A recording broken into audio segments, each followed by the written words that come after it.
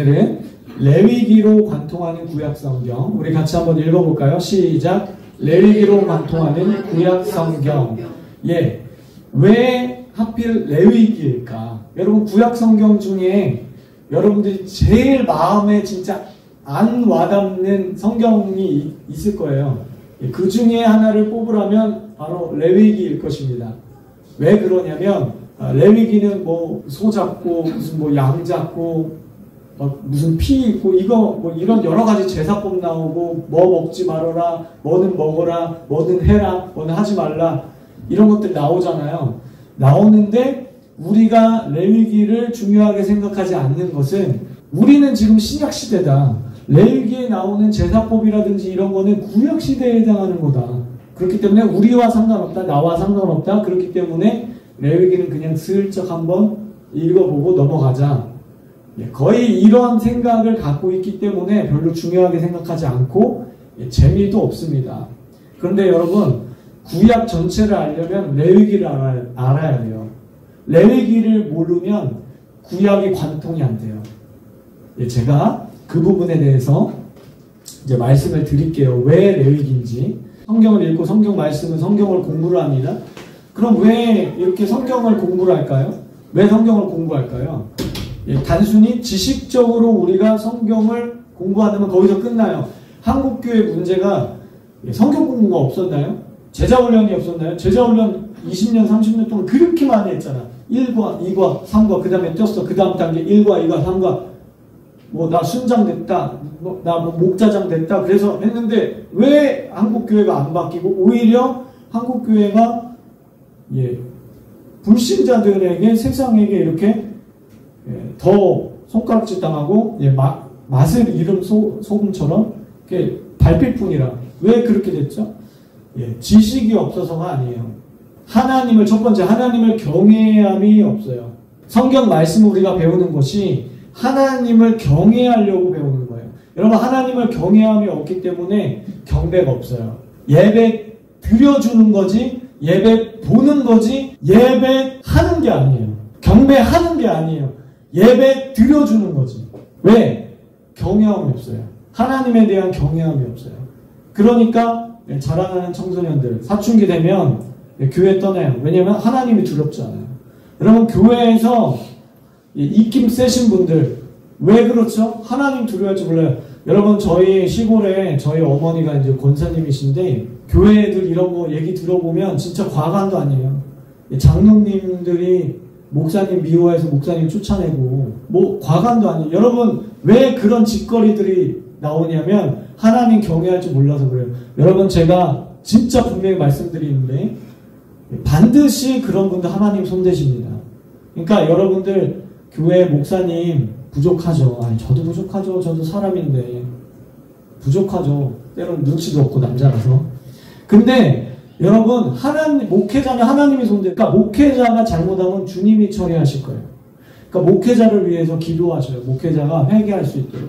그 목회자가 죄를 지었으면 그 노회에서 어떤 권위자들에 의해서 치리될 수 있도록 그렇게 기도하셔야지, 내가 나서서 뭐 정의의 사도처럼 그러면 하나님이 그거 기뻐하시지 않으세요. 절대 기뻐하시지 않아요. 그래서 여러분들이 목회자가 부족한 점이 보이거든 그 목회자를 위해서 기도해 주세요. 기도하시면 돼요. 그걸 하나님 기뻐하세요. 하나님 경외하게 된다. 그리고 성경 말씀을 배우면 하나님을 경배하게 되죠. 그리고 최종적으로 하나님 사랑하게 돼요. 여러분, 우리가 성경을 하나님 사랑하려고 읽는 거예요. 지식을 넣으려고 읽는 게 아니에요. 말씀을 사랑하게 되니까 말씀을 또 읽고 싶어. 하나님을 사랑하게 되니까 하나님이 무슨 말씀하시는지 말씀을 읽고 싶어. 순서가 그렇게 돼야 돼요. 물론 말씀 읽다가 하나님 사랑하게 되지만 이게 순환되는 거죠. 이 사이클 안에 들어가는 거죠. 우리가 말씀 안에 우리가 거할 때 하나님을 최종적으로 사랑하게 된다. 그래서 아가서의 그 말씀들이 더 높은 단계의 차원의 믿음의 차원 높은 그 단계로 들어가게 되는 거예요. 여러분, 그래서 우리가 성경을 알 때 영적인 세계의 삼각관계를 우리가 또 알아야 됩니다. 첫 번째는 하나님이 어떤 분이신지 알아야 되고요. 두 번째는 하나님이 창조하신 사람이 어떤 존재인지 알아야 되고, 그 다음에 세 번째는 사탄 마귀의 정체가 뭔지 알아야 됩니다. 그러니까 어떤 교회는 열심히 하나님이 어떤 분이신지 잘 가르쳐 주셨어. 사람이 어떤 존재인지 잘 가르쳐 주시지 않는 교회들이 있어요. 또는 사탄이 어떤 일을 하는지 그런 거는 좀 미신적인 거예요. 그런 건 기독교 미신이에요. 그렇게 너무 치우치면 안 돼요. 그러니까 우리가 제대로 신앙생활을 하려면 하나님이 어떤 분이신지 알아야 되고, 그 다음에 사람, 그러니까 우리가 내적 치유도 필요해요. 교회 안에 내적 치유나 상담이나 그런 게 필요합니다. 목양이 필요해요. 그래서 교회 안에서 어떤 셀이나 목양이나 공동체에 몸을 담그는 거예요. 그 다음에 마귀가 어떤 존재인지 알아야 돼요. 그러니까 그래서 뭐 기머거리의 영, 벙어리의 영, 듣지 못하게 하고 기도 크게 못하게 하고 찬양 못하게 하고, 그 다음에 가난의 영, 가난의 사고방식, 재정의 영역뿐만 아니라 뭐든지 가난해, 뭐든지 막, 그 다음에 염려, 불안, 초조, 미래에 대한 두려움, 실패감, 좌절감, 이게 다 영이에요. 영. 그러니까 이 사단을 알아야 돼. 그래서 그 영적인 세계를 알아야 됩니다. 성경과 역사를 또 함께 알아야 되고요. 그래서 우리가 대개 보면 성도님들이 구약이 힘들까요? 신약이 힘들까요? 어떤 게 더 어려우세요? 라고 질문하시면 대부분이, 여러분 대답하지 마세요. 틀리면 민망하니까. 대부분이 구약이 더 힘들어요 라고 대답을 하세요. 예, 저도 그랬었어요. 근데 지금 저한테 물어보시면 구약이 쉽다라고 표현하기보다는 구약이 더 재밌어요 라고 저는 이제 표현을 해요. 그래서 제가 신학을 다시 하게 된다면, 그런 일은 없겠지만 만약에 신학을 다시 하게 된다면 구약을 좀 전공하고 싶어요. 구약을. 왜냐면 구약을 알아야 신약이 열릴 수 있거든요. 근데 이제 구약이 왜 더 어렵고 재미없다고 생각하냐면, 일단 단순해요. 두꺼워요. 일단 두꺼우니까 우리는 두꺼운 책 보면은 싫어. 근데 레위기 저거 나랑 상관없는 거. 구약은 율법이니까, 율법 시대니까, 지금은 믿음 시대고 은혜 시대고 성령 시대니까 나랑 조금 거리감 있는 성경이라고 우리가 그렇게 말하진 않지만 그런 뉘앙스로 구약을 바라본다. 그래서 왠지 신약은 조금 더 무게감을 두지만 구약은 알면 좋지만 몰라도 내가 천국 가고 구원받는데 믿음 성장하는데 아무 문제가 없다라고 생각하는 성도들이 생각보다 많더라. 근데 구약을 알아야 신약이 열려요. 여러분, 예수님도 옛사람은 이렇게 말했지만 나는 이렇게 얘기한다. 거기서 옛사람이라는 건 구약이에요. 너희가 율법에 뭐라고 읽었니? 그 율법이 뭐냐면 레위기예요. 모세오경 레위기. 근데 나는 이렇게 말한다.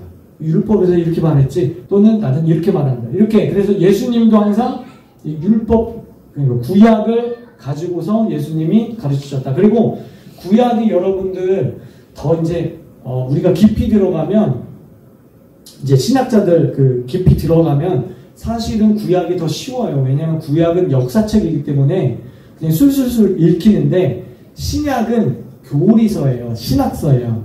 그래서 이 구절이 무슨 의미인지 교리적으로 신학적으로 막 파고 들어가야 돼요.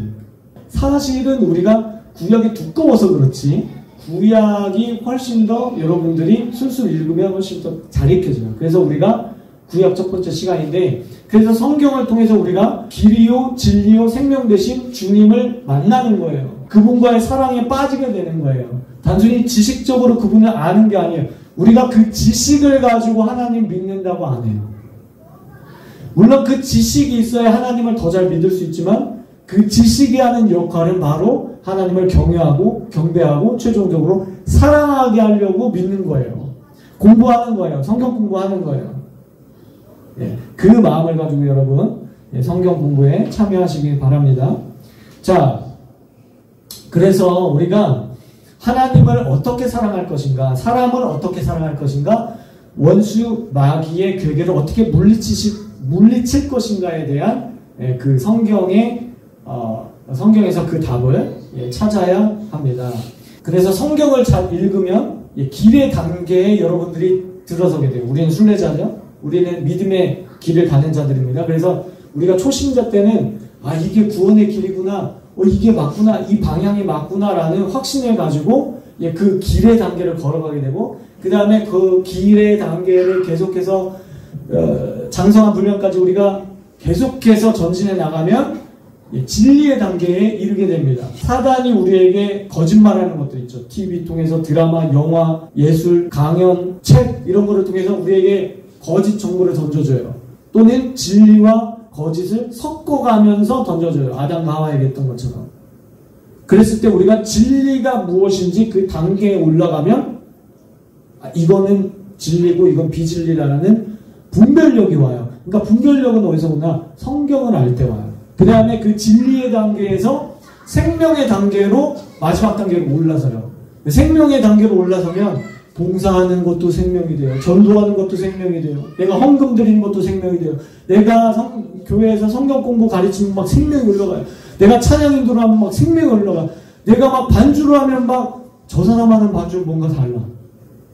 전공자도 아닌데 저 사람이 반주하면 뭔가 달라. 있죠? 교회에 있죠? 그런 사람. 생명의 단계. 그러니까 내가 하는 모든 게 생명이 되는 거예요. 그 전에는 내가 열심히 봉사해야 뭔가 생명을 얻을 줄 알았는데, 열심히 기도해야 뭔가 하나님과 친해질 줄 알았는데, 그게 아니라 내가 생명의 단계 위에서 기도하고 예배하고 봉사하니까는 모든 게 생명의 단계가 돼요. 그러니까 다른 거예요, 여러분. 차원이. 그러니까 나는 지금 길의 단계냐, 나는 진리의 단계냐, 생명의 단계냐, 우리가 우리 스스로 체크해보고, 주님, 내가 길의 단계, 진리의 단계, 생명의 단계로 장성한 분량까지 자라날 수 있도록 하여 주시옵소서. 그것이 여러분들의 기도 제목이 되면 좋겠어요. 그 다음에 생명의 단계가 이제 올라서면 그 다음에 또 다른 사이클에 한 바퀴 더 돌아. 다시 새로운 길을 보여주셔. 전에는 보지 못했던 그 길을 하나님 보여주셔. 작년에는 안 보였는데 올해는 보여주셔.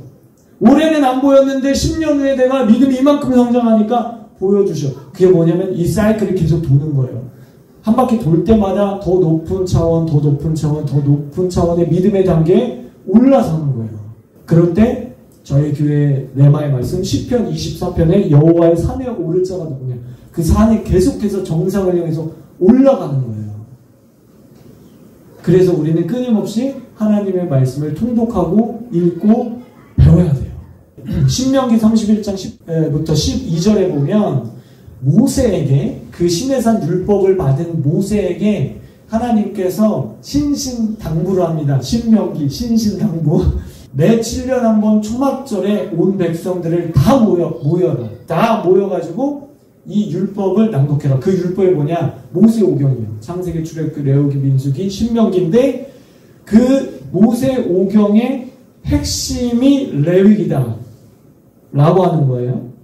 예. 여러분, 우리는 그래서 이 말씀 때문에 유대인들은 지금도 예수를 모르지만 이 말씀 때문에 자녀들에게 이 구약 말씀을 철저히 가르칩니다. 예, 4살, 3살, 4살 되면요, 말 배울 때부터 모세오경 달달달 외우기 시작합니다. 시작하고, 그 다음에 유대인들, 이 히브리인들이 사고방식이 뭐냐면, 우리는 그런 마음들 있잖아. 결혼해서 애 낳고, 이렇게 믿음 안에서 자녀를 잘 키워야지. 예, 맞아요. 근데 유대인들은 어떻게 생각하냐면, 하나님의 말씀이 내 가문에 끊기지 않게 하기 위해서 결혼해서 애 낳자. 여러분, 이게 농도가 달라요. 이해돼요, 여러분? 하나님의 말씀이 우리 가문 가운데 계속 내려와야 돼. 계속 달달달달 외워서 내 마음에 새기고 내 지식에 넣고 내 영이 반응할 수 있도록 계속 주야로 묵상하는 자로다. 계속 묵상해야 그 말씀이 내 가문 가운데, 내 가게 가운데 그 말씀 안에 지배를 받는 그런 시스템이 쭉쭉쭉 흘러가는데, 그러기 위해서는 어떻게 해야 돼요? 결혼해서 애 낳아서 다시 외우게 하고, 또 자녀를 낳고, 또 자녀를 낳아서 내 가문 가운데 하나님의 말씀을 보존케 하려고 그렇게 하는 거예요. 여러분, 사고방식이 다른 거예요. 여러분, 그래서 유대인들, 여러분 한번 보세요. 전 세계 인구의 0.2%밖에 안 되는 유대인들이지만 노벨상의 30% 이상 유대인들이 받았고요. 세계 금융의 40% 이상이 유대인들 소유예요. 유대인들이 손가락 하나 까딱하면 미국 대통령 머리가 날아갑니다. 대통령 못 돼요. 유대인들에게 잘못 보이면 다 모가지 날아가요. 그러니까 뒤에서 보이지 않는 손들은 다 유대인들이 있어요. 여러분, 유대인들이 예수 모르는데 왜 이렇게 복을 받았을까요? 그 이유에 대해서 제가 조금 이따 말씀드릴게요. 참 아이러니하죠? 근데 아이러니한 게 아니에요. 자, 왜 그러냐? 자, 구약 올드 테스트먼트, 신약 뉴 테스트먼트인데, 자, 구약이 아까 제가 말씀드렸듯이 엄마 아빠 빠지면 물에 빠지면 누구 먼저 구할 거야? 우리가 그런 질문. 근데 신구약 당신이 선택하세요. 그러면 우리는 약간 신약 쪽으로 무게가 가는 게 사실이에요. 그렇죠? 왜냐하면 우리는 신약 시대에 살고 있기 때문에. 그리고 우리의 생각 속에 어떤 생각을 갖고 있냐? 구약은 율법 시대를 살면서 율법을 지킴으로 구원받는 시대였고, 신약 시대는 믿음으로 구원받는 시대였기 때문에 신약이 더 중요합니다라는 그런 이미지를 은근히 우리가 갖고 있어요. 근데 사실은 그게 사실 틀렸어요. 죄송하지만. 왜냐하면 구약 시대도 믿음으로 구원받고 신약 시대도 믿음으로 구원받는 거예요. 아멘? 예, 아멘이죠. 구약 시대라고 율법을 지킴으로 구원받는 게 아니에요, 여러분. 그 오해예요, 오해. 그러니까 그런 오해가 있으니까, 그러니까 구약 시대는 오실 예수님에 대해서 믿음으로 그 율법 시대를 살아가는 거고, 신약 시대는 이미 오신 예수님을 믿는 믿음으로 성령 시대, 은혜 시대를 살아가는 거예요. 그래서 아브라함도 그 오실 예수님을 믿었어요. 그래서 히브리서 말씀에 그것을 믿음이라고 말했다. 모세도 믿음이라고 말했다. 그죠? 쭉쭉쭉 나오잖아요, 히브리서에. 그러니까 구약의 사람들도 믿음으로 구원받는 거지 절대로 율법으로 구원받는 게 아니에요. 근데 그런 뉘앙스를 우리가 갖고 있다고요. 그러니까 구약은 조금 덜, 신약이 좀 더 무게감 있는 거, 이렇게 우리가 오해를 하게 됐다라고 하는 거예요. 자, 그러면 사람들은 왜 구약 성경을, 어떤 사람은 구약 무용론까지 주장을 해요. 구약은 이제 필요 없다. 예수님이 왔기 때문에. 그렇게 무용론까지 주장하는 사람이 있는데 왜 이러한 주장을 하게 될까? 첫 번째, 세 가지 이유를 제가 말씀드리고 싶은데, 첫 번째는 잘못된 신학적 관점 때문에, 제가 지금 좀 전에 말씀드렸죠. 그 다음에 두 번째는 대체 신학 때문에. 대체 신학이라는 건 뭐냐면 이스라엘, 그러니까 구약 시대 이스라엘이 했던 그 역할을 오늘날 교회로 대체됐다. 이스라엘이 교회로 오늘날에는 대체됐다. 그래서 지금의 이스라엘은 우리 교회다. 교회. 여러분, 이게 대체 신학입니다. 대체주의. 여러분, 그런데 이 대체 신학이 2000년 동안 아주 견고했어요. 그런데 1948년 나라가 없던 이스라엘이 2000년 만에 국가가 세워지면서 이 대체 신학이 조금씩 힘을 잃어가고 있습니다. 잃어가고 있어요. 이스라엘 회복되잖아요. 무화과 나무의 비유를 배우라. 그래서 마지막 때에 그 가지가 연하여지고 다시 살아난다. 그러니까 이스라엘이 정치적으로, 경제적으로, 영적으로 회복되는 것을 주님께서 예언하셨어요. 마태복음 24장에, 누가복음 21장. 그러니까 우리가 이 대체 신학을 버려야 돼요. 그 다음에 세 번째는 아까 말씀드렸던, 좀 심하면 구약 무용론까지 주장하게 된다고 하는 거예요. 자, 성경에 보면, 특히 구약 성경에 보면 7가지 언약이 나옵니다. 여러분, 언약이라는 건 뭐냐면 약속하고 달라요. 성경에 보면 약속이라는 단어가 있고 언약이라는 단어가 있죠. 비슷한 개념인데 조금 달라요. 뭐가 다르냐? 약속은 쉽게 말해서 이거예요. 야, 언제 한번 밥 한번 먹자. 이거는 약속이죠. 근데 그 약속 어겼다고 해서 막 이렇게 그렇게, 그쵸, 그렇게 하지 않아요. 그죠? 근데 언약이라는 거는 그 약속이 그러니까 그러니까 법 안에 들어가 있는 거예요. 법적으로 강화된 거예요. 예를 들어서 여러분들이 부동산, 아파트, 집 사실 때 부동산 가서 계약하시죠. 그게 언약이에요. 법적인 약속. 그 계약서를 여러분들이 지키지 않으면 어떻게 돼요? 그것에 대한 대가를 지불해야 돼요. 그쵸? 계약금을 문다든지, 아니면 어떤 큰 저기를 했으면 우리가 이렇게 감옥에 들어간다든지, 그것에 대한 처벌을 받아야 돼요.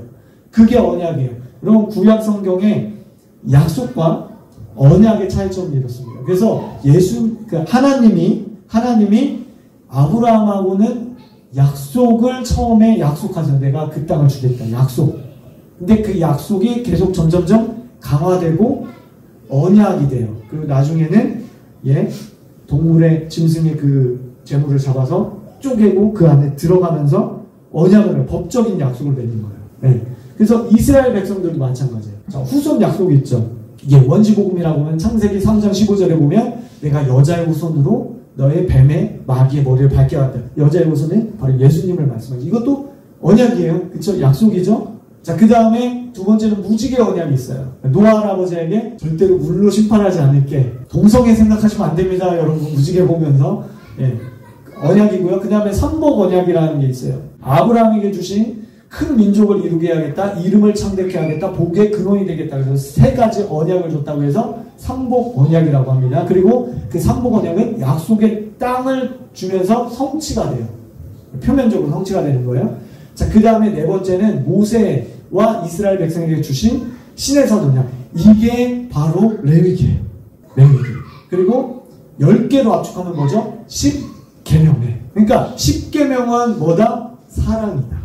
10계명은 뭐 하지 말아라, 뭐 해라, 족쇄가 아니고 우리를 사랑해서 주님께서 주신 거고 사랑의 방식이고 우리가 주님을 경배하고 경외하고 사랑하는 방식이 되는 거예요. 그래서 10계명은 뭐다? 율법이 아니라 사랑이다. 사랑이다. 자, 이 레위기를 주셨고 그 다음에 다섯 번째는 다윗의 자손으로 메시아를 주겠다. 구원자를 주겠다. 그래서 마태복음 1장에 족보 나올 때 반드시 누가 나와요? 아브라함이 나올 뿐만 아니라 다윗의 세계라 그러죠. 다윗을 강조하는 거예요. 왜냐면 이 언약 때문에. 언약의 말씀 때문에. 그 다음에 여섯 번째는 새 언약을 주겠다. 예레미야 31장 31절에 보면 이스라엘의 집과 유다의 집에 내가 반드시 새 언약, 신약 성경을 주겠다. 예. 그 다음에 마지막에는 이스라엘 백성들로 온 세상에 한번 흩어지게 했다가 역사 끝에 반드시 내가 다시 돌아오게 하겠다. 이것이 이제 성경에 나오는 7가지 언약인데 여러분 잘 보세요. 1번부터 7번까지 지금 이루어졌거나 이미 구약 4000년 그 다음에 신약 2000년 동안 이루어졌거나 아니면 이루어지고 있거나 한 것들을 여러분 골라보세요. 자, 1번 이루어졌죠. 2번 3번 4번 5번 6번 이루어졌죠. 근데 7번은 지금 이루어지고 있어요. 예, 그런 개념을 가지고 여러분들이 보셔야 돼요.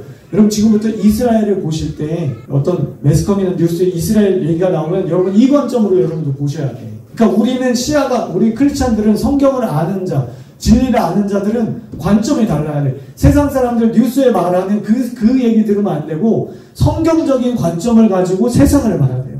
그러니까 이스라엘이 회복될 때마다 어떻게 된다? 주님이 지금 한 발자국 재림에 가까워 있는 거예요. 그래서 우리가 6월달에 이스라엘 맨데이 6월달에 그거 하는 거예요. 이스라엘 그렇게 중요해요. 그래서 제가 정치적으로 역사적으로 유대인 홀로코스트도 있었고 여러 가지 있었잖아요. 그것들을 제가 4주 동안 쭉 강의를 할 거예요. 6월달에는. 자, 계속해서 광고가 되고 있는데 자, 여러분 성경은 이런 거예요. 여러분 여기 그림 보시면 왼쪽에 보면 옷들이 막 뒤섞여 있죠. 양말 하나도 찾기 힘들어요. 이렇게 돼 있으면. 그쵸? 여러분 이렇게 사는 사람 있어요? 가끔가다 우리 집 애가 저래요. 우리 집 아저씨가 저렇게 살아요. 벌써 군대를 이뤘잖아요. 예. 그쵸? 집사님 군대를 이뤘어요. 주님의 군대를. 예. 자녀가 3분 계신데 모두 저기 형제들이야. 그래가지고 이미 군대를 이뤘어. 주님 안에서. 자, 근데 이제 집사님 일주일 집 비우시면 저렇게 되죠. 그죠? 그럼 큰일 나. 양말 하나도 못 찾아. 근데 여러분 오른쪽, 자 왼쪽이죠. 왼쪽 사진처럼 여러분 저렇게 정리해놓고 사시잖아. 양말 따로, 속옷 따로, 겨울옷 따로. 그쵸? 그럼 왜 저렇게 해요? 찾기 쉽게 하려고. 여러분 우리가 성경을 배울 때 여러분 잘 들으세요. 우리가 평생 예수를 믿고 교회 다녀도 오른쪽처럼 신앙생활하면 하나도 안 들어와요. 하나도. 목사님 말씀하는 게 하나도 안 들어와. 목사님이 창세기 갔다 계시록 갔다가 오늘은 마태복음 갔다. 목사님 왜 그러세요? 말씀이 하나도 안. 그러니까 목사님이 서랍 열어서 마태복음 꺼낼 때 아, 요 서랍이지. 요한계시록 가면 저 서랍에 있지. 그게 우리 머릿속에 옷장 정리가 안 돼 있으면, 그러니까 여러분들이 지금 3월달에 구약, 4월달에 신약 우리 8주 동안 9주 동안 딱 보면 저정리 시켜주는 거예요. 제가. 그러니까 일일이 다 한 구절 한 구절 찾지 않아요. 저정리해 주려고 그게 8주 걸려요. 사실은 12주, 15주 걸리는데 그렇게 하면 이제 루즈하니까 제가 그렇게 2달만 하는 거예요. 그래서 여러분들이 저정리를 해야 돼요. 저정리 안 하니까. 그래서 정리 하나 제가 해드릴게요. 옷장 정리. 자, 구약은 세 골격이나 네 골격으로 말할 수 있어요. 자, 여기 보시면 여러분들이 좋은 거를 택하시면 돼요. 나는 세 골격, 나는 네 골격. 네, 택하시면 돼. 자, 세 골격은 뭐냐면, 자, 여기 보면은 보이실지 모르지만 역사서가 있고 체험서가 있고 예언서라는 게 있어요. 서랍장 3칸이에요. 자, 거기다가 여러분 정리하는 겁니다. 자, 역사서는 모세오경, 창세기, 출애굽기, 레위기, 민수기, 신명기. 그 다음에 여호수아부터 에스라까지가 역사적, 역사 흐름이잖아. 역사책이잖아. 그러니까 역사서에 분류되는 거예요. 서랍장 정리되셨죠? 그 다음에 체험서는 이거는 시가서라고 돼. 시적으로 쓰였다. 그래서 시편, 잠언, 전도서, 욥기서. 예, 요게 이제 시가서 또는 개인이 체험한 거라고 해서 체험서라고 해요. 여러분들이 용어는 여러분들이 좋은 거 선택하시면 되고, 그 다음에 예언서, 소위 말해서 예언자들, 선지자들, 이사야나 예레미야나 에스겔이나 다니엘이나 그래서 말라기까지 요게 17권. 그래서 외우기도 좋게 17권, 5권, 17권. 그러니까 요거 여러분들이 머릿속에 쏙 집어넣고 이제 앞으로 남은 4주 동안 저하고 공부하시면 돼요. 자, 그 다음에 내 골격으로 되어 있는 거는, 자, 여기서 위에서 역사서를 모세오경을 하나 띄었어요. 그래서 모세오경, 그 다음에 역사서, 그 다음에 시가서, 체험서, 그 다음에 예언서 이렇게 되어 있어요. 난 3개가 좋다, 난 4개가 좋다. 그걸 선택하시면 돼요. 자, 옷장 정리 되셨죠? 참 쉽죠? 쉬워, 너무 쉬워요. 그러니까 단순화시키면 돼. 단순화시키면 돼. 여태까지 평생 나는 못했으면 어려워요. 안 어려워요. 그러니까 여러분들이 지금부터 성경 통독 시작하고요. 읽으시면서 저랑 따라오시면 돼요. 자, 여기 정리할게요. 우리가 이제 정리해 나갈 거예요. 4주 동안, 5주 동안. 자, 오늘은 이제 율법서를 볼 거예요. 이 가장 중요한 구약 성경의 기초예요. 여러분 집 질 때 기초가 무너지면 기둥도 못 세우고 지붕도 못 세우죠. 그러니까 기초가 제일 중요해요. 그 기초가 뭐냐면은 모세오경이에요. 자, 그 모세오경인데 창세기, 출애굽기, 레위기, 민수기, 신명기인데 이 중에서 가장 핵심은 뭘까요? 제가 여러 번 얘기했는데 레위기예요. 근데 아직까지 감이 안 오죠. 왜 레위기인지 지금부터 설명드릴게요. 자, 레위기에 어떤 것이 있냐면 시내산 율법이 있어요. 자, 이 시내산 율법은 모세가 받은 건데 우리가 보통 1년 정도 시내산에 머물렀다고 장막을 치고 머물렀다 이렇게 얘기해요. 정확히 말하면 11개월 5일인데 힘드니까 그냥 1년으로 기억합시다. 약 1년. 근데 레위기를 받는데 물론 이제 이제 더 추가되긴 합니다. 그 율법에서 추가돼요.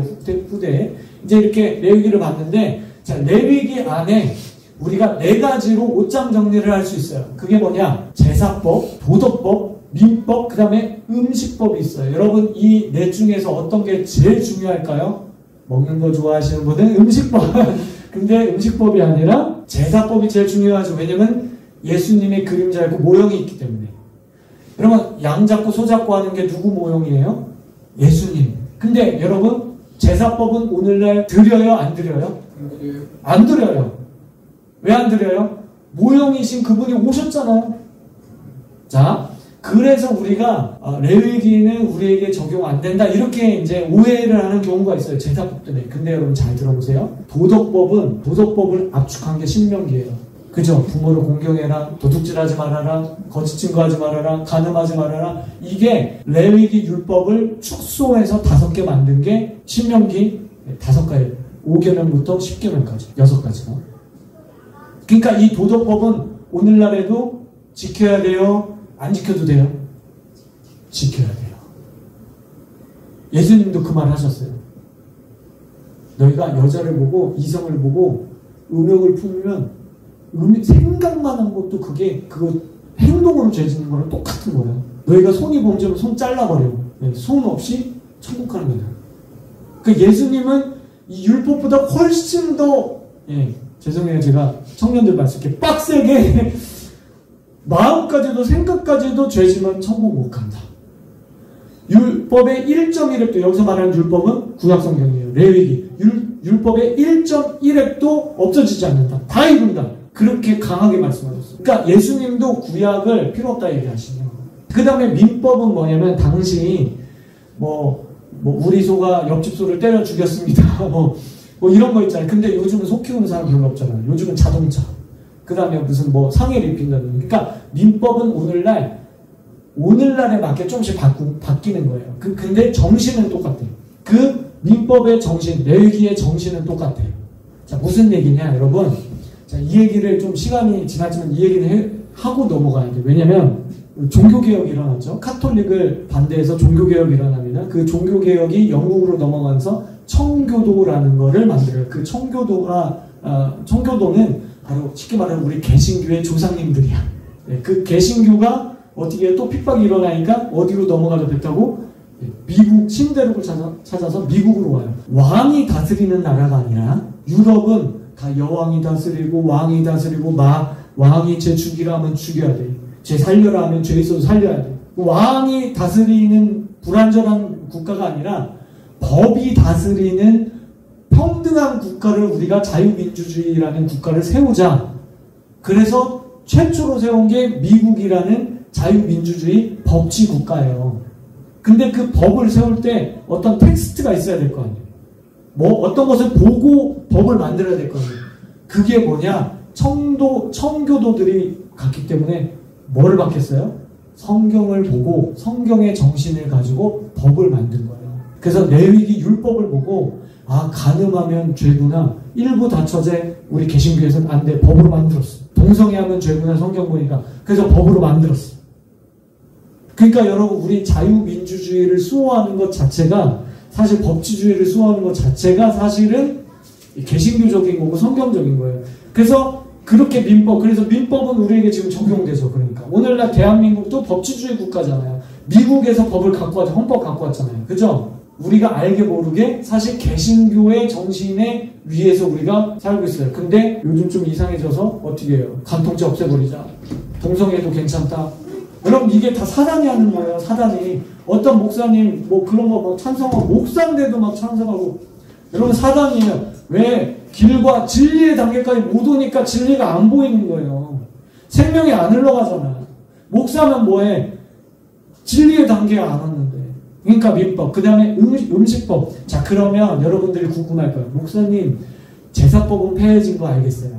도덕법은 지금 우리가 지켜야 되는 거 알겠어요. 민법은 법에 맞게 오늘날의 형편에 맞게 바뀐 거 알겠어요. 그럼 음식법은 지켜야 돼요? 말아야 돼요? 이런 퀘스천이 여러분들이 가지고 있을 거예요. 음식법을 지킴으로 구원받는다, 구원받지 않다? 상관없습니다. 상관없어요. 제가 아까 말씀드렸죠. 구약 시대에도 믿음으로 구원받는 거지 율법으로 구원받는 게 아니에요. 그 율법을 지킴으로 인해서 내가 하나님을 사랑하게 되고 하나님이 어떤 분이신가를 율법을 통해서 내가 배우게 되는 거예요. 그랬을 때 하나님을 1번 경외하게 되고 2번 예배하게 되고 하나님을 최종적으로 사랑하게 되는 단계까지 들어가게 되는 거예요. 율법을 통해서. 그러니까 율법의 정신은 버릴 게 없어요. 율법으로 구원받는 게 아니지만 율법의 정신은 버릴 게 없다.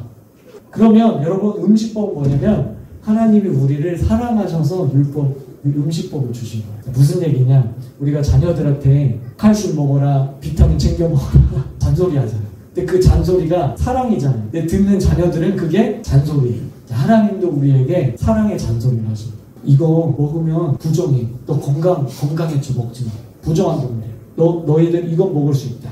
정해주셨어. 그러니까 율법은 우리를 좁새는 장치가 아니라 하나님의 이미지와 성품과 그 사랑을 우리에게 반영시켜주는 거예요. 그러니까 그 율법의 정신을 우리가 배워야 되고 버릴 게 없다라는 거예요. 그래서 여러분 무슨 얘기냐면 바다에 사는 이 동물성 플랑크톤 있죠? 이 플랑크톤들을 잡아먹고 사는 작은 물고기가 있죠. 그 물고기들이 또 송어 같은 큰 물고기에 잡혀 먹어요. 그리고 그 송어는 제갈매기 이런 동물들한테 잡혀 먹거든요. 그러면 환경 호르몬 수치가 계속해서 높아져요. 이제 노예생활 400년 동안 노예생활에서 난 놓고 기억자도 모르는 이스라엘 백성들에게 얘들아 그거 먹으면 콜레스테롤이 안 좋단다. 위가 안 좋단다. 너희 심장이 안 좋단다. 환경 호르몬이 어쩌고 저쩌고 그러면 광야에서 다 엎드려져. 하나님 무슨 얘기예요? 저 가나안 땅 안 갈래요. 몰라. 그러니까 하나님은 그냥 먹지 말아라. 부정한 거다. 이건 먹어도 돼. 그러니까 여러분 아브라함에게도 그러잖아요. 그 땅 가라. 이후 설명 안 해. 자, 네가 그 땅 가면 내가 브리핑 해줄게. 1번 네가 복을 받고 네가 뭐 100세의 자녀라서 그러니까 순종해. 가. 이게 아니에요. 그쵸? 가라. 하나님은 그냥 순종을 요구하시는 거지 다 이해시켜가지고 뭐 다수결로 손들어라. 갈 사람 손들어. 가나안 땅 갈 사람 손들어. 이게 민주주의가 아니라니까. 그래서 여러분 하나님은 하나님 위치에서 우리에게 말씀하시는 거예요. 우리는 우리 위치에서 하나님을 경배하고 순종하는 거예요. 그러니까 이유는 몰라. 하나님 왜 먹지 말라는지 이유는 모르지만 순종할 때 우리에게 뭐가 온다? 건강이 와요. 복이 와요. 성경에 돼지고기 먹으면 안 되죠? 근데 먹으셔도 돼. 그거 먹는다고 뭐 우리 구원받는 아무 상관없어. 근데 내 건강을 생각하면 돼지고기는 별로 안 좋아요. 우리 혈관을 막히게 해요. 근데 소고기라고 그러죠. 율법에 소고기를 먹어도 돼요. 닭고기 먹어도 돼요. 물론 이제 그게 먹어도 되는 것도 요즘 튀겨서 안 되지만 그러니까 우리를 얼마나 사랑하셨으면 우리 건강까지 챙기신 거예요. 율법을 통해서. 그렇게 여러분들이 생각하셔야 돼요. 율법을. 자, 오늘 시간이 많이 가서 이제 반밖에 못했는데 다음 시간에 해야 되겠다. 그래서 요즘은 이제 바다에 미세 플라스틱 이런 게 많아가지고 여러분 조심해야 돼요. 마무리하고 끝날게요. 자, 그러면 율법을 왜 주셨다? 복을 주시려고. 어떤 복? 건강의 복. 그 다음에 가난으로부터 벗어나고 부욕해 되는 복. 여러분 유대인들이 아까 제가 그랬죠. 예수님 부인하고 예수님 믿지 않지만 저 구약 성경 율법 철저하게 지키기 때문에 복 받는 거예요. 왜냐면 율법을 지키면 복 주신다고 했거든요. 그러니까 잘 들으세요. 율법 지키면 구원 주신다는 말은 성경에 한 구절도 안 나와요. 복 주신다고 그랬어요. 복. 그러니까 유대인들이 예수 몰라도 그거 지키니까 하나님 복 주셔요. 원리로 원리. 제가 예전에 이 원리 몰랐을 때 도대체 이해가 안 되는 거예요. 아니 유대인들이 저렇게 예수님 죽이고 지금도 예수님 부인하고 신약성경 부인하는데 왜 유대인들이 다 이렇게 엘리트가 되고 이렇게 돈 잘 벌고 이럴까? 원리가 있어요. 그러니까 율법을 잘 지키면 뭐를 받는다? 구원받는 게 아니라 복을 받는다. 네. 자, 그래서 성경에 정리하면 율법의 역할이 있어요. 율법이 요구하는 게 있어요, 우리에게. 그게 뭐냐면 네 가지인데 첫 번째는 죄를 고발해. 아, 죄 졌구나. 전에는 일부 다처제가 죄인 줄 몰랐어. 근데 10개만 딱 보니까는 그게 간음이네. 율법을 보고 죄라는 것을 알았어요. 그러니까 내가 죄인이라는 걸 깨닫는 거예요. 자, 그 다음에 두 번째, 은혜가 필요하다는 것을 깨닫게. 내가 죄인이니까 아이고야 율법 보니까 나는 죄인이네. 나는 지옥 가야 되겠네. 그럼 어떻게 해? 율법을 열심히 지켜? 율법을 열심히 지켜도 다 뭐 지킬 수 없잖아요. 그러니까 결국엔 어떻게 해야 돼? 은혜, 하나님 앞에 나가야 돼. 예수님의 십자가 앞에 나가야 돼. 율법을 지키다 못 지키니까 예수님 앞에 나가야 돼요. 그래서 은혜가 필요하다는 것을 깨닫게 해줘요. 여러분 여러분 복음 전해보셨죠? 복음 전할 때 제일 답답한 게 뭐예요? 내가 왜 죄인이냐? 제가 고등학교 때 시골에 우리 막 어르신 혼자 사는 어르신 초가집 같은데 옛날 초가집 있었잖아요. 초가집 같은데 들어가가지고 제가 고등학교 때 전도를 했어요. 그 할머니가 술을 이만큼 먹어가지고 저기 할아버지 돌아가시고 자녀들도 다 집 떠나고 혼자 사시는. 제가 너무 불쌍해가지고 제가 전도하러 갔는데 술 냄새가 풀풀 나. 근데 제가 복음을 전했어요. 죄인이라는 것부터 시작해야 되잖아요. 우리 죄인이기 때문에 구원이 필요하다. 그죠? 그 내가 왜 죄인이냐는 거야. 나는 피해만 받았는데 나는 자식들에게 피해만 받았고 자식들이 나 다 버리고 도망갔고 그래서 내가 맨날 한탄하면서 술 마신 거야. 내가 왜 죄인이냐는. 그러니까 복음이 들어가지가 않아. 여러분 내가 죄인이라는 걸 깨닫지 못하니까 은혜가 필요하다는 걸 깨닫지 못하는 거야. 그 다음에 세 번째, 죄를 짓지 않도록 매질 역할을 한다. 아, 맞아. 아이고, 죄 지면 안 되지. 매질 역할. 그 다음에 최종적으로 하나님처럼 거룩하여지라. 이게 레위기 11장 45절의 율법의 핵심이에요. 결국엔 하나님처럼 너희가 이스라엘이 되라. 거룩한 백성이 되라. 너희가 거룩한 백성이 되면 너희를 보고 바벨론도 모압도 암몬도 주변 이방 나라들이 너희가 나를 잘 믿으면 복 받는 걸 보고 나도 여호와 믿을게요. 나도 여호와 믿을게요. 이렇게 전도가 되도록 제사장 나라 삼아주신 거예요. 근데 그 역할을 잘했어요? 못했어요? 못했죠. 자, 근데 여러분 제가 놀라운 걸 발견했어요. 제가 이거 어디서 책에 읽은 게 아니고 제가 누구 설교 들은 게 아니라 제가 이 설교 준비하다가 깨달은 게 있어요. 아, 율법의 역할과 성령님의 역할이 똑같구나. 자, 율법은 구약이죠. 성령님은 신약이죠. 신약을 대표하는 거죠. 자, 보세요. 아, 성령님이 내게 임하시면 내가 죄인이라는 걸 깨달아. 그 다음에 오직 성령님만 의지하면서 은혜가 필요하다는 걸 깨닫게 되고, 그 다음에 성령 충만하면 어떻게 돼요? 죄를 짓지 않도록 매질 역할을 하고, 결국엔 거룩한 하나님, 성령님처럼 거룩한 삶을 살아야 되겠다라는 그런 결단과 다짐이 와요. 여러분, 그렇기 때문에 율법의 정신과 우리 신약시대에 사는, 성령시대에 사는 우리 성도들의 그 믿음의 정신은 같은 거예요. 율법시대 따로, 신약시대 따로가 아닌 거예요. 이거를 따로 묵법을 해놨기 때문에 구약은 재미없고 따분하고 읽어도 별로 소용없는 거. 이렇게 돼버린 거예요. 이게 여러분 다 엉망진창으로 해놨어요. 그래서 구약을 너무 가볍게 생각해요. 그러면 안 돼요.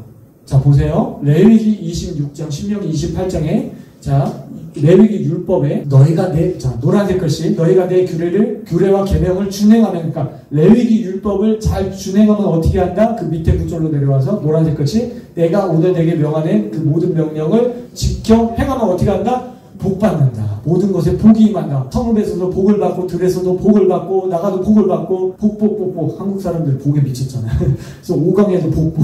다 복인데, 여러분 진짜 복. 그래서 그 복 받은 사람들이 찬송이 나오고 감사가 나오고 신령한 노래가 나온 것을 한데 엮었어. 그게 뭐냐면 시편이에요. 잠언이에요. 전도서예요. 그 5권이 시가서, 아까 말했던 체험서가 되는 거예요. 그러니까 시가서도 레위기 안에 속 들어가 있는 거예요. 이해되셨죠? 근데 한국교회에서 레위기를 하나도 안 가르쳤어. 그러니까 엉망진창이 된 거예요. 옷장 정리가 안 된 거예요. 자, 그 다음에 복뿐만 아니라 화가 있어요. 저주가 있어요. 저주가 4배나 많아요. 딱 정확히 4배. 예, 청종하지 아니하며, 준행하지 아니하며, 법도를 싫어하며, 배반하면 어떻게 된다? 재앙을 내릴 것이다. 예, 저주를 받게 된다. 예, 성읍에서도 저주, 들에서도 들어와도 나가도 저주를 받게 된다. 여러분, 제가 아까 그랬죠. 약속과 언약은 이게 달라요. 약속은 밥 한 번 먹자. 그 어겨도 뭐 법적으로 어떻게 할 수가 없어요. 근데 언약은 법적인 약속이기 때문에 한쪽에서 어기면 어떻게 해야 된다? 처벌받아야 돼. 그 처벌이 뭐예요? 저주인 거예요. 이해되세요, 이제? 자, 그러면 자, 선지자를 하나님께서 보내셔요. 선지자를 왜 보내시는 거예요? 율법을 안 지켰으니까 보낸 거잖아요. 그럼 보내서 무슨 얘기 하시려고? 지금 너네 나랑 계약했잖아. 법적으로 언약 맺었잖아. 신해산 언약 맺었잖아. 내가 신랑이 되고 이스라엘 기내가 신부가 되는 걸로 언약 맺었잖아. 근데 너네 왜 우상숭배하고 자꾸 간음해? 영적으로 간음해. 그러면 그 계약서대로라면 너네 뭐 받아야 돼? 저주 받아야 돼. 근데 하나님은 긍휼의 하나님, 하나님은 사랑의 하나님, 오래 참으신 하나님. 그러니까 어떻게 저주를 퍼붓지 않고 어떻게 해야 돼요? 기회를 줘야 되잖아요. 용서해야 되잖아요. 긍휼, 하나님 우리 불쌍히 여기셔야 되잖아요. 그래서 보낸 게 선지자예요. 그게 17권 예언서가 되는 거예요. 예언서 17권도 어디 안에 들어와 있다? 레위기 안에 들어와 있다. 창세기는 그 율법, 레위기, 법을 주신, 자, 법을, 하나님 나라도 법이 있어요. 그 법을 주신 하나님이 이 우주를, 모든 것을 창조하신 하나님이라는 걸 가르쳐 주는 게 창세기고, 출애굽기는 그 법을 주신, 레위기 법을 주신 그 하나님이 어떤 과정을 통해서 노예되었던 너희 이스라엘 백성들을 시내산까지 도착하는 그 과정을 가르쳐 주신 게 출애굽기고, 그 다음에 민수기는 그 율법을 받고, 레위기 율법을 받고, 민수기는 광야 40년 이야기거든요. 가나안 땅, 약속의 땅, 천국 들어가기 전에 이 땅에서, 광야 같은 이 땅에서 리허설하는 거예요. 기도 생활, 예배 생활, 찬양 생활, 말씀 생활, 거기서 말씀대로 장막치고, 말씀대로 제사하고, 말씀대로 성막치고, 그래서 말씀대로 살게끔 그렇게 훈련하는 거예요. 그게 광야, 우리 이생에서의 삶이에요. 그리고 신명기는 모세의 고별 설교인데 굉장히 길죠. 신명기. 모세가 설교를 그렇게 길게 했어요. 저도 오늘 길게 하는데 모세에 비하면 아무것도 아니에요. 모세 엄청 길게 했는데 그 모세가 어떤 텍스트를 가지고 교과서를 가지고 설교한 거죠? 레위기. 그래서 예수님도 광야에서 시험 받으실 때 뭘로 물리치셨어요? 말씀으로 물리치셨는데 어떤 말씀? 신명기 말씀 가지고 물리치셨는데 그 신명기는 어떤 말씀에서 가지고 온 거라고요? 레위기 율법. 그러니까 예수님도 율법을 가지고 마귀를 물리치신 거예요. 그러니까 예수님도 철저하게 구약 속 안에서 행하셨고 말씀하셨고 사역하셨어요, 여러분. 그게 안 보이니까 구약이 재미없는 거예요. 여러분 예수님 사복음서 읽어보세요. 다 구약 속에서 말씀하셨어요. 네. 철저하게 그렇게 하셨다. 그러니까 우리가 구약을 알아야 돼요. 그래서 제가 첫mor에 얘기했죠. 구약을 알아야 신약이 더 확 열려요. 그래서 구약을 배우는 거예요. 자, 이 얘기만 하고 마칠 건데, 자, 그러면 자 정리할게요. 율법을 지키면, 레위기 율법을 지키면 땅에서 잘 되는 복을 받죠. 자, 구원받는 거 아닙니다. 자, 복을 받죠. 율법을 지키지 않으면 계약서에 사인했으니까 뭐를 받아야 돼요? 저주를 받아야 돼요. 자, 근데 하나님이 국민의 하나님이기 때문에 저주를 그냥 곧바로 안 주셔. 회개할 기회를 주셔. 선지자를 보내. 그럼 선지자는 항상 책망을 하러 온 걸까요? 칭찬을 하러 온 걸까요? 그렇죠. 책망을 하러 온 거겠죠. 기본적으로. 너희들 왜 율법, 레위기 율법 안 지키냐? 너희 저주가 너희 앞에 있잖아. 엘리야 시대에 3년 6개월 동안 비 안 내렸잖아. 다 농사 짓고 먹고 살던 시대인데 비 안 오면 어떻게 그 나라가 망하잖아요. 여러분 우리나라 이렇게 발달된 이 나라에서도 작년인가 재작년인가 3개월 비 안 오니까 그냥 녹차 라떼 된다고 난리 났잖아요. 막 쌀값 올라가고 3년 6개월 동안 비가 안 오면 어떻게 하겠다는 거예요. 나라가 망하는 거잖아요. 그러니까 왜 그런 현상이 일어나냐? 너네가 지금 저주받아서 그래. 저주받아서. 그러니까 회개해라. 회개를 촉구한 게 선지자들이 하는 일. 그러니까 선지자는 인기가 있다 없다? 없어요. 그러니까 이사야 같은 경우는 톱으로 쓸어 죽이고, 그렇죠? 예레미야는 막 뺨 따고 치고 감옥에 쳐놓고 막 구덩이에 파놓고 이러잖아요. 그러니까 여러분 선지자적인 메시지를 오늘날 목사님들이 하면 교회에서 인기 없어요. 죄를 회개하십시오. 해봐. 왜 목사님 나한테 삿대질이야? 다 시험 들어. 그것 때문에 못해요. 목회자들이 하고 싶은데. 근데 여러분 그런 수준 높은 성도가 되어야 될 줄 믿습니다. 예수의 이름으로 그런 성도가 될지어다. 딱딱한 음식도 먹을 줄 알아야 돼요. 그래야 내가 변화되고 내 땅이 기경돼서 복 받죠. 여러분들이 그렇게 좋아하는 복 받을 거 아니에요. 여러분 복 받는다는 게 어떤 목사님들은 그러더라고. 아 그거 기복주의라 안 좋은 거라고. 여러분 기복주의가 뭔데요? 한자로 기복이 뭔데요? 복을 빈다는 거잖아요. 여러분 하나님 앞에 복 비는 게 잘못된 거예요? 아 제가 따지고 싶어. 하나님 앞에 복 비는 게 잘못돼. 그럼 누구한테 빌어? 하나님 앞에 복 안 빌면 여러분 기복 신앙 자체는 잘못된 게 아니에요. 기복주의 신앙이 잘못된 거지. 이해되세요? 복을 구해라고 성경에 나와 있잖아요. 구하라, 찾으라, 두드리라. 지혜가 부족하고는 후회 주시고 꾸짖지 아니하는. 내게 구하라, 내가 주겠다 하잖아요. 그럼 기복주의가 다 잘못된 거면 그거 구하지 말아야 돼요. 그러니까 기복 신앙이 잘못된 게 아니라 기복주의. 주의라는 건 뭐예요? 그것만 원한다는 거예요. 그러니까 권위가 잘못된 게 아니라 권위주의. 물질이 잘못된 게 아니라 물질주의.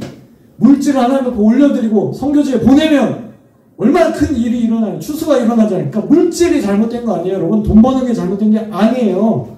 열심히 돈 버세요. 그리고 열심히 헌금하세요. 하나님 나라를 위해서. 그럼 그 물질이 쓰임받게 되잖아. 그 물질은 나의 생명과도 같은 것인데 내 생명을 드린 거랑 똑같아요. 그러니까 주의가 잘못된 거야. 그래서 복을 하나님이 주시겠다는 건 잘못된 게 아니에요, 여러분. 그러니까 하나님 앞에 복 구하세요. 근데 기복주의가 주의가 되면 안 되지. 그렇죠?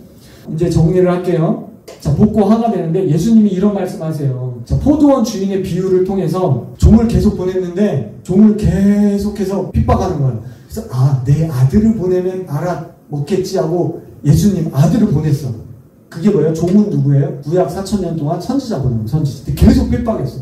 그래서 내 아들 예수님을 보냈어요. 근데 요거 잡아 죽이면 이 농장 다 우리 거다. 그렇게 했다는 거예요. 이스라엘 백성들이. 그래서 예수님을 십자가에 못 박았다. 그랬을 때 예수님이 이런 말씀하시죠. 그러면 포도원 주인 성부 하나님이 그 농부들, 이스라엘의 종교 지도자들 어떻게 하겠느냐 그러죠. 이게 구약 4000년에 대한 예수님의 해석이에요. 이해되세요? 그러니까 우리가 역사서 17권, 시가서 5권, 그 다음에 예언서 17권이 어디에 다 지금 안에 들어와 있다? 레위기 안에 다 들어와 있다. 그래서 레위기를 여러분들이 이제 거룩한 호기심을 갖고 집에서 한번 읽어보세요. 근데 읽어보실 때 대체 신학적인 관점을 다 제거해야 돼. 대체 신학적인 거 제거하고 오늘날 우리가 제사법을 지내지 않지만 그 양이신 예수님, 제물 되신 예수님 이런 관점을 가지고 우리가 신학적 관점을 돋보기라는 신약의 돋보기라는 그 돋보기를 가지고 구약 레위기를 읽어보세요. 은혜가 돼요. 은혜가. 내가 죽어야 되는데 저 양이 죽네. 아모스서 1장 1절에 보면 참 재밌는 이야기가 나옵니다. 반주 좀 해주시고. 자, 한번 읽어보겠습니다. 시작. 유다 왕 우시야 시대 곧 이스라엘 왕 요아스의 아들 여로보암의 시대 지진전 2년에 두고아의 목자 중 아모스가 이스라엘에 대하여 이상으로 받은 말씀이라. 여러분 우리가 성경 통독하다 보면 이런 성경 구절 그냥 지나치기 쉬운데 여러분 잘 보세요. 제가 지금 구약 성경을 쭉 풀어드렸죠. 그리고 선지자들을 계속 보냈어요. 선지자를 보내도 회개를 안 해요. 그래서 어떻게 했냐? 능력을 막 부어줘가지고 불의 그 사자 엘리야를 보낸 거예요. 하늘에서 막 불이 떨어지고 막 이런 기적을 일으키면은 이스라엘 백성들이 회개하겠지 하고 능력을 막 줘서 엘리야를 보냈어요. 근데 엘리야를 보냈는데 어떻게 됐어요? 그 시대가 아합 시대, 이세벨이 다스리는 시대, 이세벨이 영이 가득한 시대였죠. 더 악해졌어요. 그래서 하나님이 어떻게 하셨어요? 하나님 긍휼의 하나님 어떻게 해서든 회개시키려고 갑절로 엘리사가 받은 그 능력의 갑절 2배나 줘가지고 엘리사를 보낸 거예요. 그 기적을 2배나 일으켰어. 이 정도 기적을 내가 행하면은 이스라엘 백성들을 회개해야겠지. 회개를 한 사람도 아니고. 그 하나님 마음이 어떻겠어요? 여러분 성경 읽으면서 하나님 마음을 읽어보세요. 그럼 통곡이 나와요. 하나님 나 때문에 이렇게, 우리 때문에 이렇게 통곡이 나온다고. 여러분 구약 성경 제대로 읽으면 통곡이 나오게 돼 있어요. 하나님의 마음이 정말 속상하셨겠다. 맨날 복 주세요, 복 주세요, 복 주세요. 저 무슨 문제 있어요, 저 무슨 문제 있어요, 우리 가정에 무슨 문제 있어요. 이런 기도 말고 하나님 정말 구약 성경을 읽어보니까 하나님 4000년 동안 피눈물을 흘리셨군요. 그 마음을 제게 조금 1000분의 1, 10,000분의 1이라도 알게 해주세요. 하나님 마음 알게 해주세요. 여러분 철들어야 돼요. 영적으로 철들어야 돼요. 여러분 그랬을 때 하나님이 너무 속상하셔가지고 야 그 되지도 않은 이스라엘 스톱, 선지자 스톱 하고 야 요나야 너 일로 와봐. 그러고서 요나 불러가지고 여러분 요나 수준이 어떤 수준이에요? 요나 수준이 평신도 수준도 안 돼. 목회자인데 목사님인데 톡 껴. 톡 끼는 거야. 하나님이 용서해 줄 거 알거든. 신학적으로 자기가 지식적으로 알아. 그러니까 반대편을 도망가는 거예요. 하나님 속이 얼마나 답답하실까. 하나님은 그럼 누구랑 이래? 목회자들도 하나님 마음 몰라주는데 누구랑 이래요? 여러분 이런 게 구약성경 읽으면서 하나님 마음이 들어와야 된다고. 근데 맨날 성경 읽으면서 복만 주세요. 근데 여러분 그래서 요나를 보냈어요. 그 스토리 아니까 이제 억지로 보냈어. 근데 그 이방인 정말 지옥의 땔감, 이스라엘 백성들이 생각할 때 이방인은 지옥의 땔감밖에 안 되는데 막 이것들이 회개하고 막 그러는 거야. 그래서 하나님이 저주를 그쳤어. 그쵸? 그들을 용서해 주셨어요. 자, 그럼 하나님이 이제 어떤 생각을 하셨냐면 자 이제 됐다. 야 이방인이 저렇게 돌아오는 거를 이스라엘 백성들이 눈뜨고 봤잖아. 그러면 이제 얘네들이 양심이 있으면 나를 믿겠지. 내 말을 듣겠지. 회개하겠지. 그런 전략을 가지고 하나님이 그렇게 하셨단 말이에요. 물론 여러 가지 의미가 있겠지만 그렇게 했는데 그 회개를 안 하는 거예요. 그래서 하나님이 마지막 히든카드 여기 보니까 아모스를 보내요. 아모스는 누구냐면 남유다 사람이에요. 근데 북쪽 이스라엘로 보냈어요. 휴전선 너머로 보냈어요. 보내가지고 하나님 말씀을 외치게 한 거예요. 자, 오늘날은 이게 어떤 하나님의 지혜와 전략인데 이게 뭐냐면 자, 우리가 북한에서 누가 고위급 광부가 누가 방문했다 그러면은 막 헤드라인 뉴스가 막 뜨잖아요. 국민들이 막 관심을 집중해. 그만 다른 건 다 잊어버려. 무슨 사건 같은 거 다 잊어버린단 말이에요. 그러니까 여론몰이 하는 거죠. 그런 것처럼 하나님이 지혜와 전략을 발휘해서 남유다 사람인 아모스를 북쪽에 보내서 외치게 한 거예요. 그럼 북쪽에 있는 사람들이 자극을 받을 거 아니에요. 그럼 회개를 해야 될 거 아니에요. 말씀을 들어야 될 거 아니에요. 그런데 회개를 했다 안 했다? 안 했어요. 그래서 뭐가 났다? 지진이 났다. 그럼 저 지진이 자연적인 현상이에요? 하나님의 마음이에요? 하나님의 마음이에요. 저 지진은 저게 보여야 되는 거예요. 우리가 구약 성경 읽으면서 그래야 성경 제대로 읽은 거예요. 하나님 마음까지 닿아야 되는 거예요. 그냥 지식적으로 읽는 게 아니라. 자, 오늘 이 시간 기도를 좀 하기로 원해요. 우리 뒤에 불 좀 꺼주겠어요. 자, 이 시간 좀 많이 지났지만 여러분 뭐 시간이 늦게 끝나고 빨리 끝나고 그게 중요한 게 아니라 여러분 하나님의 마음이 여러분들 마음에 부어줘야 돼요. 기도하기 원하는 것은 하나님, 나에게 하나님의 마음이 임파테이션 되게 해주십시오. 하나님의 마음이 부어지게 해주십시오. 내 마음 가운데 그 십계명을 주신 하나님의 사랑의 마음, 율법을 주신 하나님의 사랑의 마음, 선지자를 보내주셨던 그 사랑의 하나님의 그 사랑의 마음이 내게 부어지게 해주십시오. 여러분 하나님의 사랑의 마음이 여러분들 안에 부어지면 복은 그냥 오는 거예요. 구원도 받고 10원도 받고 복도 받고 다 받는 거예요. 여러분 걱정하지 마세요. 하나님의 마음이 부어지면 하나님이 여러분들에게 왜 안 주시겠어요? 자녀들에게 왜 안 주시겠어요? 복 달라고 구하라, 찾으라, 두드리라. 자녀들에게 떡을 달라 하면 생선을 달라 하면 뱀을 주시겠습니까? 다 주시는 거예요. 하나님의 마음, 그 마음을 배우기 원합니다. 마태복음 6장 33절의 마음을 배우기 원합니다. 먼저 그의 나라와 그 의를 구하라. 그리하면 이 모든 것을 너에게 더하여 주시리라. 여러분들 삶 가운데 하나님의 말씀이 부어지고 우리 가정에 하나님의 말씀이 부어지고 우리 가정의 남편의 아내 자녀들에게 이 하나님의 마음이 부어지게 하여 주시옵소서. 우리 기도하겠습니다. 오 하나님 감사합니다. 오늘 말씀을 들었습니다. 오늘 말씀 가운데 하나님의 영광이 임하게 하여 주시옵소서. 하나님의 은혜가 부어지게 하여 주시옵소서. 하나님 아버지 하나님을 더욱더 사랑하게 하여 주시옵소서. 하나님의 사랑의 마음이 부어지게 하여 주시옵소서. 하나님 아버지 구약 성경을 주셨던 내 율법을 주셨던 시내산에서 그 언약을